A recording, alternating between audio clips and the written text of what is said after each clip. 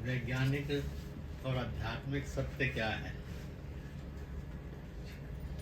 कुछ समय पूर्व मन में ये बात आई और जब उसके वैज्ञानिक और आध्यात्मिक सत्य पर गए तो लगा कि ये एक महान सत्य है।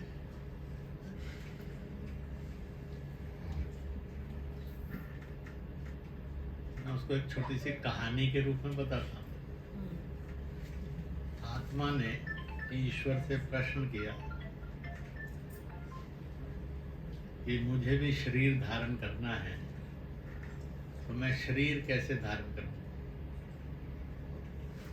क्योंकि दुनिया में दो ही संसार है, एक वर्ल्ड ऑफ सोल्स है यानी आत्माओं का संसार है, दूसरा वर्ल्ड ऑफ बॉडीज है जिसमें मैं और आप इस समय हैं।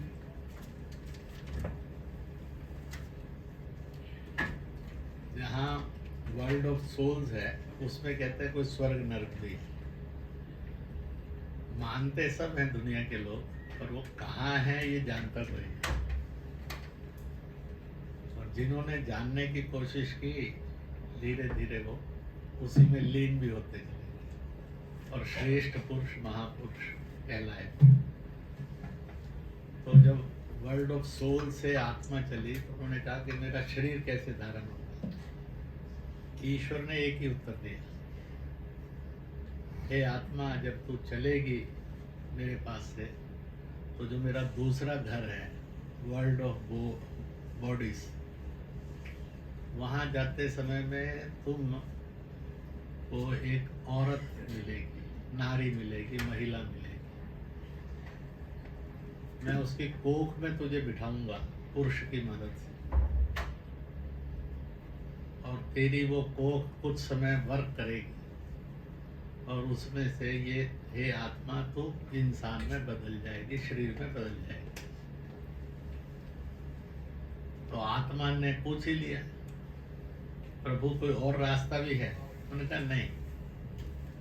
आत्मा ने फिर सोचा कि अब मौका है तो पूछ ही लेना चाहिए, जब साक्षात्कार हो रहा है। उन्होंने कहा कि अगर आपको कभी आना हुआ तो आप कैसे आएंगे? उन्होंने कहा मैं भी नारी की कोख और गोद से ही आऊंगा, उसके बिना मैं भी नहीं आऊंगा। तो एक अटल सत्य हो गया, अगर नारी है तो ये संसार था, है और रहेगा। जिस दिन नारी नहीं रहेगी ये संसार भी लुप्त हो जाएगा, समाप्त हो जाएगा। भारत अपने ज्ञान और विज्ञान से इस सत्य को जानता था, इसलिए बहुत सुंदर कोटेशन है। जहाँ इंसान नारी का सम्मान करता है वह मानव से मानवता की तरफ बढ़ते बढ़ते देवत्व की तरफ चला जाता है, और जहाँ इंसान नारी का शोषण करता है वह मानवता, देवत्व तो दूर की बात है, मानवता की तरफ से गिरते गिरते वह एक राक्षस और शैतान हो जाता है। इसलिए बड़ी सुंदर कोटेशन कही गई, जहाँ नारी का सम्मान वहाँ देवताओं का वास होता है।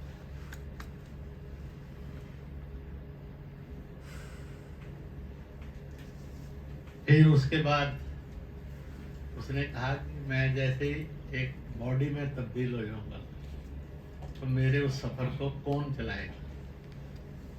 उन्होंने कहा now the second mother will come, जो चलाएगी। तो पहली ने तुझे इस संसार में भेज दिया, वो अपनी भूमिका निभाएगी। Now the second mother will come. तो सेकंड मदर कौन होगी?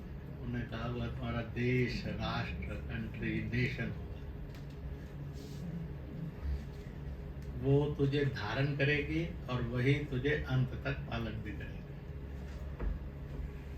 और इसलिए बड़े सरल शब्दों में इस अध्यात्म को जानना है तो बहुत सरल है, और वो ये है संतान को यानी इंसान को जन्म पे ही कुछ खाने पीने की चीजें चाहिए। तो ये सब्जी कहिए, ये फल कहिए, ये फूल कहिए, ये दूध कहिए, ये जल कहिए, हमें कौन देता है? कोई इंसान कहे मैं देता हूँ, उससे कोरा अहंकार नहीं हो सकता। वो तो ठन ठन गोपाल है, उसके पास कुछ नहीं। जो देती है ये धरती देती है, और निक नेम में इसको हम भारत कहते हैं। ये देती है, ये आधार देती है, ये वस्तुएं देती हैं, तो सारी चीजों का निर्माण होता है। इवन मुझे और आपको जिस भगवान की लीला का हिस्सा बनकर खेलना है, उसकी भी पूजा करनी हो, मंदिर के रूप में, गुरुद्वारे के रूप में, चर्च के रूप में, मस्जिद के रूप में, ब्रह्म कुमारी स्थान के रूप में, राधा स्वामी, किसी भी रूप में, तो यही आधार देती है, यही वस्तुएं देती है, तो मंदिर मस्जिद भी बनते हैं, गुरुद्वारे चर्च भी बनते हैं। अगर आधार और वस्तुएं ये नहीं दे, हम अपने भगवान जी का मंदिर भी नहीं बना सकते। इतना ही नहीं है, जो आज स्कूल खड़े हैं, कॉलेज खड़े हैं, खेल के मैदान, शिक्षा के संस्थान खड़े हैं, उद्योग खड़े हैं, अगर आधार धरती देती है, भारत देता है, और वस्तुएं अब भारत अपने देता है, तो कल कारखाने भी हैं, खेत भी हैं, कल्याण भी है, संस्थान भी है, अन्यथा तो ये भी नहीं। एक दिन जब मर जाएंगे तो बड़े प्यार से ये कहेगी कि बेटा अब मैं तुझे आत्मा के रूप में उसी ईश्वर के पास भेज देती हूँ जिसके पास से तू आया था, और वो जलकर, दबकर, बहकर किसी भी रूप में हमारी शरीर में से उस सोल को फ्री करती है और फिर से भगवान के घर भेज देती है। Circle is complete. वहाँ से चले थे सोल के रूप में, माँ धरती पर लाई, धरती पर अपनी क्रिया पूरी की, एक दिन मरे, तो भारत माँ ने उसको मुक्त किया और सोल को भगवान के पास भेज दिया। इसका मतलब यही है कि जननी और जन्म भूमि ये दो सबसे महत्वपूर्ण। जननी थी तो जन्म हुआ, जन्म भूमि थी तो अपने 70, 80, 90 साल की जो भी क्रिया लिखी थी वो पूरी। तो जिसके लिए प्रभु ने कहा जननी जन्मभूमि स्वर्ग से महान, ये होगी तो स्वर्ग मिलने का रास्ता है, ये है ही नहीं तो स्वर्ग मिलने का कोई स्कोप ही नहीं। तो इसलिए इसको समझना। अब हमने समझा तो सोचा कि फुल स्टॉप यही है कि आगे। तो पहली माँ से जन्म मिला, आइडेंटिटी। दूसरी बड़ी माँ से, भारत माँ से हमें विश्व के अंदर एक पहचान मिली। अब इसके बाद हम मानव हैं या राक्षस हैं, इसकी पहचान तीसरी माँ से मिली जिसको धरती माँ कहते हैं। तो हम उस धरती माँ के कारण मानव कहलाए और मानव के कारण हम वैश्विक हो गए। और ऐसी सारी चीजों को करने के लिए एक जगन माँ है जिससे सृष्टि और ब्रह्मांड की उत्पत्ति। तो एक छोटा सा प्राणायाम करेंगे और उसको आनंद से कुछ महसूस करेंगे। जिस माँ से अपने को जन्म मिला, एक बार उस माँ का फोटोग्राफ जो है अपने आंखों के अंदर, दिमाग में ले लो। दूसरा, जिस भारत माँ ने पालन पोषण किया, सदियों से करती आ रही है, आगे भी करती जाएगी, जो सबकी माँ है और बड़ी माँ है, तो उस भारत माँ का हिमालय से हिंद महासागर तक उसका फोटो अपने दिमाग में ले लो आंखों के द्वारा। फिर धरती माँ जिसके कारण हम मानव के रूप में दिखे, तो वो हमारी थर्ड आइडेंटिटी होगी। फर्स्ट आइडेंटिटी होगी एक फैमिली के रूप, सेकेंड आइडेंटिटी होगी एक नेशन के रूप, थर्ड आइडेंटिटी होगी एक ह्यूमन बीइंग के रूप। तो उस भूगोल के को भी माँ के रूप में अपने मस्तिष्क में ले आओ, आंखों के रूप। और सारे जगत और ब्रह्मांड की एक मालकिन है, उसको कुछ भी कहिए, आप जगत जननी जगदम्बा कहिए, उसको देवी स्वरूपा कहिए, कोई उसको मरियम कहेंगे, कोई उसका हुआ कहेंगे, हवा कहेंगे। ऐसे अलग अलग धर्मों के लोगों ने, भूगोल के लोगों ने नाम रखा। तो चार माताओं को हम अपनी आंखों के अंदर ले आए। अब पीठ सीधी कर लीजिए, सामने मुद्रा बना लीजिए, आंखें बंद कर लीजिए।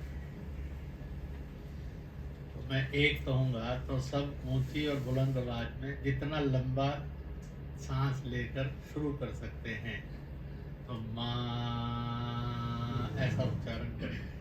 चलिए स्थिति में आ जाइए, आंखें बंद कर लीजिए। आंखें खोलना नहीं तो आनंद बहुत आएगा, आंखें खोल ली तो आनंद थोड़ा बिगड़ जाएगा। एक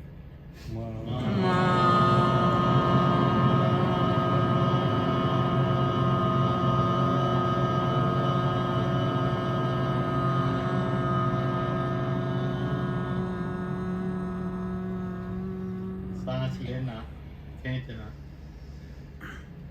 दो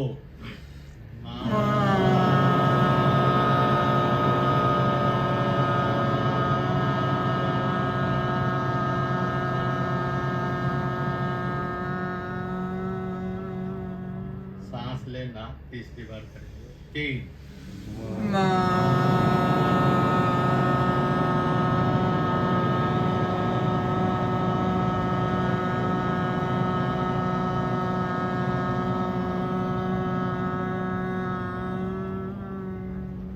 फिर सांस लेना, गहरा सांस लेना।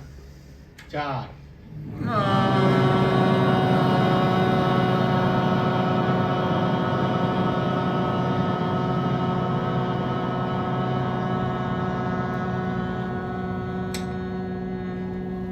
सांस लेना और अंतिम बार पांच।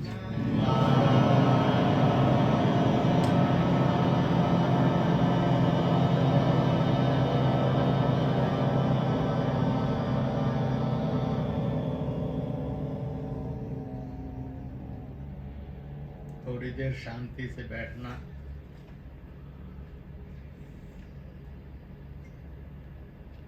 हाथ मलना,